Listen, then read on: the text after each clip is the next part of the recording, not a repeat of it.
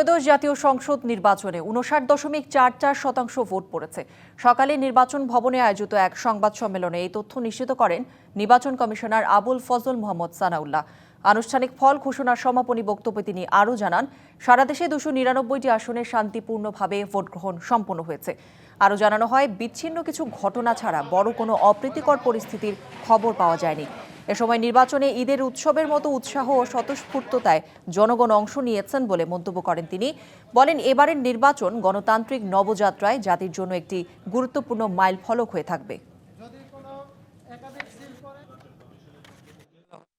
বিশ্ববাজারে আমাদের bargaining capacity, আমাদের বিনিয়োগ, কর্মসংস্থান হেন কিছু নাই যেটা এই নির্বাচনের সাথে সম্পৃক্ত ছিল না।